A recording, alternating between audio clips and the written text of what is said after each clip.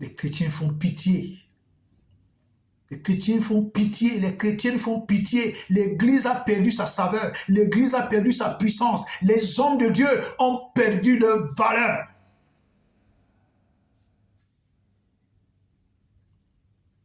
C'est pourquoi vous allez voir aujourd'hui, il y a certains pasteurs, certaines églises, dans certains pays, où les gens disent que le pasteur est le chef de la femme. Non. Non, non, non, non, non, non, non. Madame, toi qui es mariée, qui part dans une église, ton premier leader, c'est ton mari. Ton premier pasteur, c'est ton mari. Ton pasteur d'église n'est pas ton chef. Il veille au salut de ton âme. Donc, il a le droit et l'intérêt de prier pour toi, de te conseiller. Si ton mari te dit tu ne pars pas à l'église aujourd'hui, le pasteur te dit viens à l'église. Si tu vas à l'église, tu as désobéi à Dieu, tu as désobéi à ton chef qui est ton mari. Il faut que les gens vous disent cela. Il y a des pasteurs qui abusent de leur pouvoir. Un pasteur n'est pas le chef d'une femme mariée.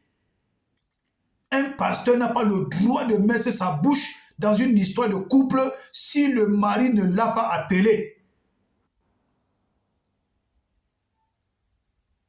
Ah oui?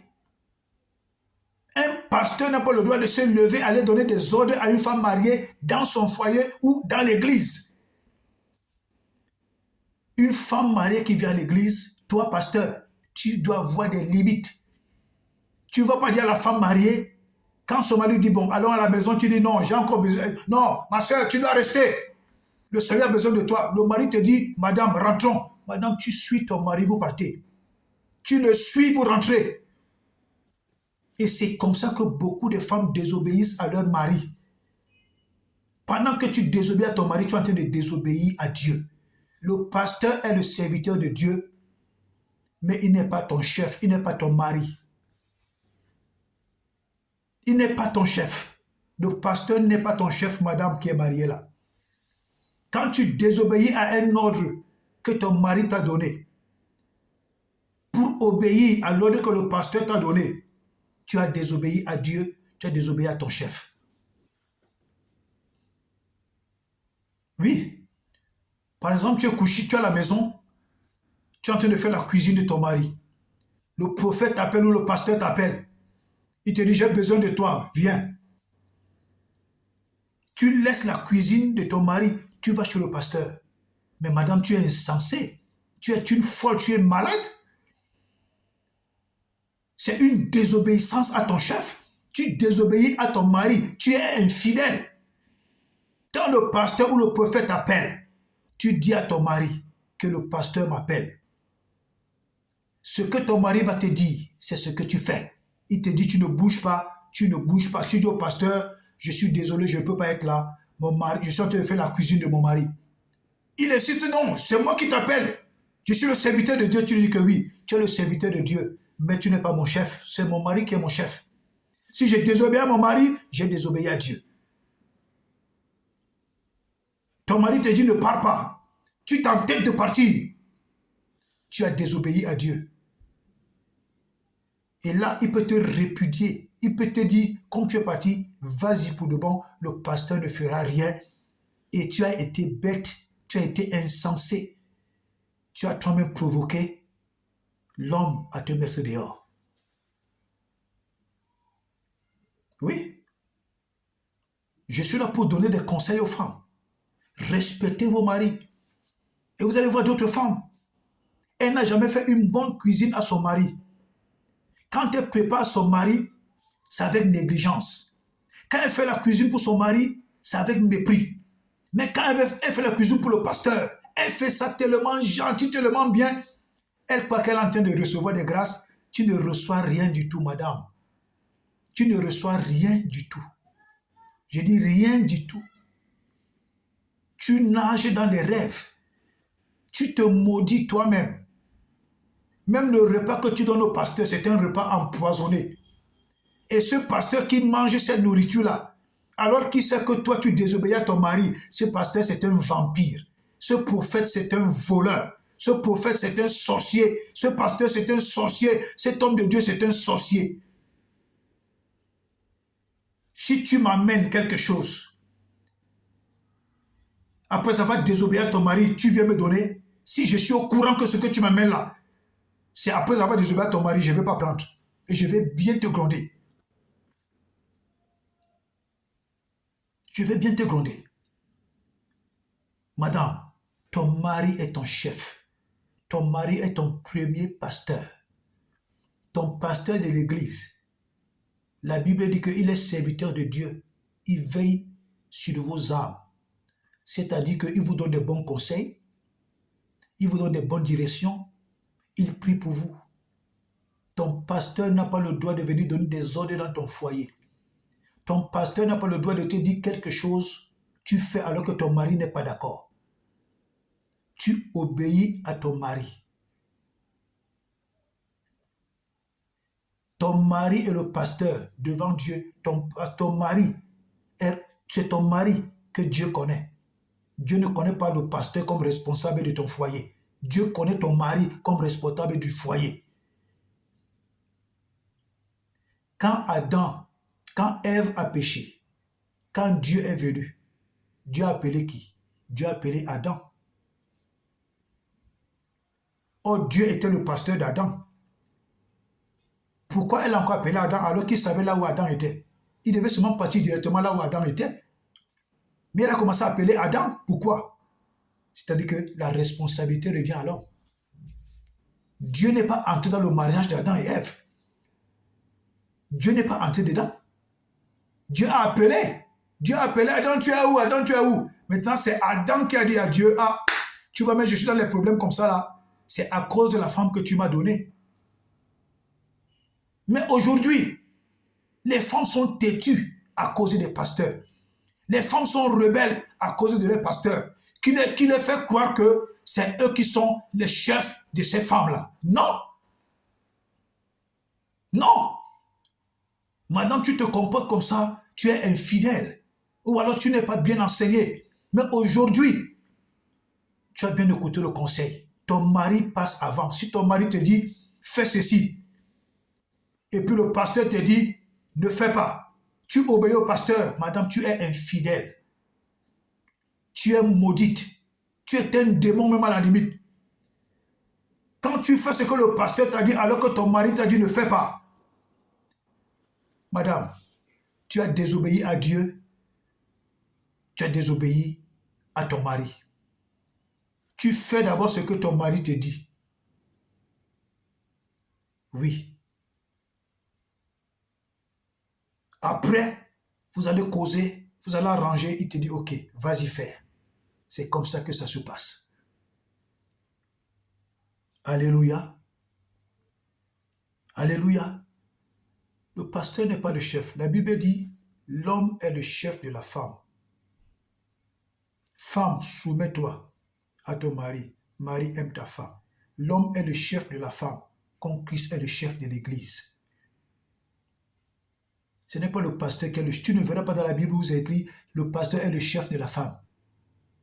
Non, c'est l'homme qui est le chef. C'est bien écrit le chef. Quand tu désobéis à ton mari, le chef, et tu obéis au pasteur, tu as désobéi à ton chef et tu as désobéi à Dieu.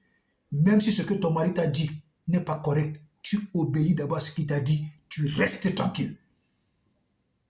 Maintenant, tu vas prier Dieu. Tu dis à Dieu, pardonne, touche le cœur de ton serviteur. Et si ce que tu veux faire n'est pas correct aux yeux de Dieu, madame, tu te cherches des ennuis. Et c'est comme ça que beaucoup de pasteurs poussent des femmes à la rébellion. Elle est impolie, têtue. Elle dit que mon mari me persécute. Ton mari ne te persécute parce que tu es... Dans ta tête, il manque un boulon. Tu n'es pas bien enseigné. Le pasteur n'est pas ton chef. Le pasteur n'est pas ton chef, c'est ton mari qui est ton chef. Tous les pasteurs qui vous disent que c'est eux qui passent avant vos maris, ce sont des sorciers pasteurs. Ce sont des vampires prophètes. Ce sont des voleurs. Aucun pasteur ne passe avant ton mari. Ton mari passe avant le pasteur. Ton mari passe avant le prophète. ton mari passe avant le bishop. C'est d'abord ton mari.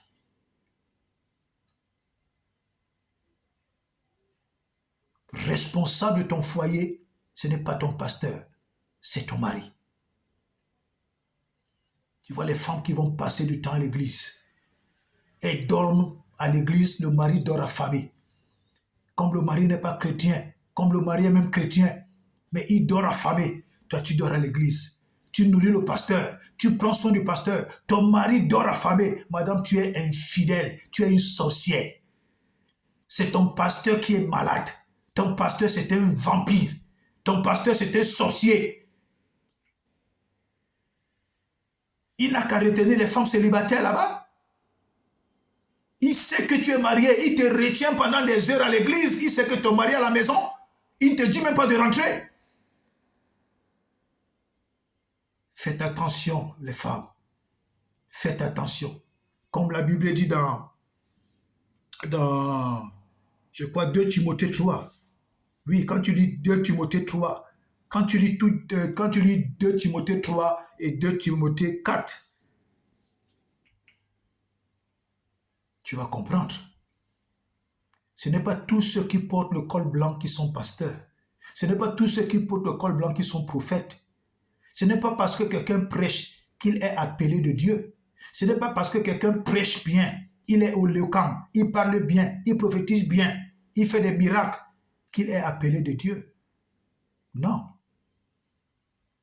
Le Seigneur dit que beaucoup viendront en mon nom et ils feront des miracles.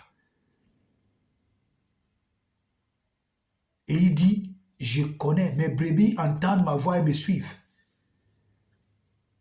Bluetooth has been disconnected. Bluetooth connected. Alléluia. Donc, mesdames, ce conseil, c'est pour vous. Vous êtes précieuses. Vous êtes des bâtisseuses de rois, des bâtisseuses de destinées. Vous portez en vous le bonheur. Celui qui a trouvé la femme a trouvé le bonheur. Quand la Bible dit que celui qui a trouvé, c'est-à-dire que tu as cherché, tu t'es posé des questions, tu as interrogé Dieu, tu as réfléchi, tu as prié et Dieu t'a convaincu. C'est ça, celui qui a trouvé la femme. Ça ne veut pas dire que tu marches en route, tu regardes une femme. Tu dis que, oh, je la prends. Non. Celui qui a trouvé la femme, le trouver là, ça veut dire que tu as vu, tu as apprécié, maintenant tu es parti interroger Dieu. Tu es parti interroger Dieu. Dieu t'a donné des orientations, Dieu t'a donné des conseils, Dieu t'a convaincu que, vas-y, prends. C'est ça, celui qui a trouvé la femme. Ça ne veut pas dire que celui qui a mis seulement la main sur une femme comme ça. Tu peux mettre la main sur une femme qui est démon. Tu peux mettre la main sur un homme qui est démon. Je vous dis, il y a des démons incarnés. Des démons incarnés. Faites attention. Ce n'est pas tous les hommes qui marchent sur la terre, fermés ceux qui sont des êtres humains. Il y a même beaucoup que vous appréciez, mais qui sont des démons. Des serviteurs du diable, des démons incarnés, mais que vous appréciez, vous applaudissez, vous élevez, vous chantez même leur nom. Oh, ce sont des démons incarnés qui participent même à votre destruction. Chrétiens, vous faites pitié. Hein? En ce 21e siècle qui tend vers sa fin, les êtres humains font pitié. C'est quel type d'envoûtement comme ça? Où les hommes ne se posent plus de questions. Dès qu'ils voient seulement un billet de 5 000, un billet de 10 000, un billet de 100 $, bien de 5 $, ils ont déjà mis la tête coupée. Faites attention. Et ce n'est pas toutes les femmes qui marchent sur la terre ferme, ceux qui sont des femmes naturelles. Il y en a des démons incarnés.